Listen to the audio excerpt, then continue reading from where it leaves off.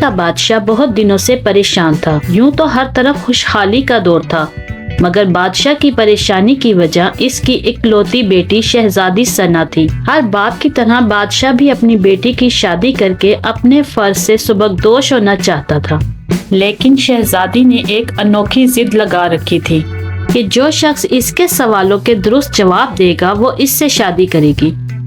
آس پاس کی ریاستوں کے کئی شہزادے آئے مگر ناکام لوٹ گئے۔ اسی ملک میں ایک نوجوان طالب علم بھی رہتا تھا، اس کا نام اعظم تھا۔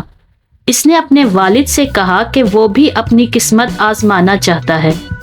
اعظم کے والد استاد تھے اور کئی برسوں سے لوگوں میں علم کی روشنی بانٹ رہے تھے۔ ملک فارس کا وزیر اعظم، بڑے بڑے درباری اور شہر کا قاضی بھی ان کا شاگرد تھا۔ باپ نے بیٹے کی خواہش دیکھی تو بولے، بیٹا اگر تو ناکام لوٹا تو تیرا کچھ نہیں جائے گا، لوگ کیا کہیں گے کہ ایک استاد کا بیٹا ناکام ہو گیا۔ اعظم اپنے باپ سے کہنے لگا، بابا بڑے بڑے شہزادے لوٹ گئے، اگر میں بھی ناکام ہو گیا تو کیا ہوا؟ یہ تو مقابلہ ہے، جو بھی جیت لے، اور شاید وہ خوش نصیب میں ہی ہوں۔ آخر باپ کو بیٹے کی ضد ماننی پڑی۔ اعظم خوشی خوشی محل کی طرف چل پڑا۔ شہر بھر میں یہ خبر جنگل کی آگ کی طرح پھیل گئی کہ ایک عالم کا بیٹا قسمت آزمانے محل میں چلا آیا ہے۔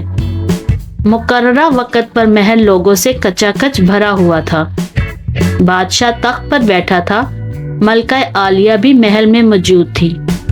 وزیر، امیر، درباری اور عوام الناس سب دربار میں موجود تھے۔ آخر شہزادی نے اپنا پہلا سوال کر ڈالا۔ اس نے شہادت کی انگلی فضا میں بلند کی۔ اعظم نے کچھ دیر توقف کیا اور پھر شہادت والی انگلی کے ساتھ والی انگلی بھی فضا میں بلند کی۔ یہ دیکھ کر شہزادی مسکرا اٹھی اور ملکہ عالیہ بولی، شاباش اے نوجوان، تم پہلا مرحلہ کامیابی سے طے کر گئے ہو۔ دوسرے سوال کے لیے شہزادی کرسی سے اٹھی اور ہاتھ میں تلوار لے کر ہوا میں چلانے لگی۔ کچھ دیر بعد وہ دوبارہ اپنی نشست پر آ کر بیٹھ گئی۔ بادشاہ سمیت ہر درباری کی نظر اعظم پر تھی۔ اعظم کھڑا ہوا اور اپنی جیب سے قلم نکال کر فضا میں بلند کر دیا۔ شاباش اے نوجوان، ہم خوش ہوئے، یہ جواب بھی درست ہے۔ ملکہ عالیہ کی آواز دربار میں ابھری۔ اسی کے ساتھ دربار مبارک ہو کی آواز سے گونج اٹھا۔ دو سوالات کیا تھے، ان کے جوابات کیا تھے؟ اب ہر شخص اس پر غور کر رہا تھا کہ شہزادی نے کیا پوچھا اور اعظم نے کیا جواب دیا۔ لوگوں کے لیے یہ ایک راز تھا۔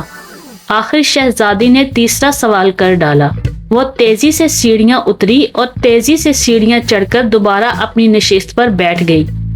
یہ بڑا عجیب و غریب سوال تھا۔ ہر طرف خاموشی تھی، لوگوں کی سانسیں رکی ہوئی تھی۔ اب تو اعظم کے بھی ہاتھ پاؤں ٹھنڈے ہوئے جا رہے تھے۔ آخر اعظم کھڑا ہوا اور اپنے دل پر ہاتھ رکھ کر شہزادی کی طرف دیکھنے لگا۔ مرحبا مرحبا اے نوجوان، مبارک ہو، شہزادی نے تمہیں پسند کر لیا ہے۔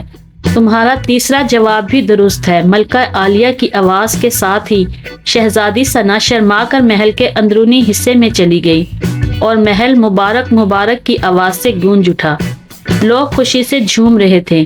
وہ دل ہی دل میں اللہ کا شکر ادا کر رہا تھا جس نے اسے یہ اعزاز بخشا تھا۔ بادشاہ نے اعظم سے پوچھا، اے نوجوان، ملکہ عالیہ کو تو تم نے مطمئن کر دیا، اب یہ بتاؤ کہ تم سے کیا پوچھا گیا تھا اور تم نے کیا جواب دیا؟ اعظم پر اعتماد انداز میں کھڑا ہوا اور بولا، بادشاہ سلامت، شہزادی نے ایک انگلی کھڑی کر کے پوچھا تھا کہ تم کیا اللہ کو ایک مانتے ہو؟ میں نے 2 انگلیاں کھڑی کر کے جواب دیا کہ اللہ اور اس کے رسول صلی اللہ علیہ وسلم پر میرا ایمان اٹل ہے۔ بہت خوب، بادشاہ بہت خوش ہوا۔ اعظم بولا، اس کے بعد شہزادی نے تلوار چلا کر پوچھا تھا کہ اس سے بڑا کوئی ہتھیار ہے؟ میں نے جواب دیا، ہاں، قلم کا وار تلوار کے وار سے زیادہ کارگر ہوتا ہے۔ ماشاءاللہ نوجوان، تم نے ہمارا دل جیت لیا۔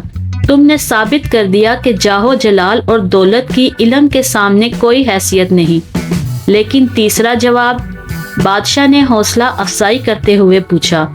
اعظم نے آسمان کی طرف دیکھا اور کہنے لگا، بادشاہ سلامت، شہزادی دربار کی سیڑھیاں اتری اور چڑھی، کرسی پر تھک کر بیٹھ گئی۔ انہوں نے پوچھا تھا کہ میں تھک چکی ہوں، لیکن میرے جسم کی ایک چیز نہیں تھکی۔ میں نے جواب دیا، دل۔ یہ پیدائش سے لے کر موت تک بغیر تھکے دھڑکتا رہتا ہے۔ بادشاہ نے اعظم کو پاس بلا کر گلے سے لگا لیا اور کہا، اے لوگو، گواہ رہنا، میں نے حقدار کا حق ادا کر دیا ہے۔ میری بیٹی ایسے شخص کی بیوی بن رہی ہے جس کے پاس علم کی دولت ہے، جسے کوئی نہیں چرا سکتا اور نہ کم کر سکتا ہے۔ بادشاہ نے اسی وقت خوشی خوشی اعظم اور شہزادی ثنا کی شادی طے کر دی اور اعظم کے علم نے اسے کامیاب کر دیا۔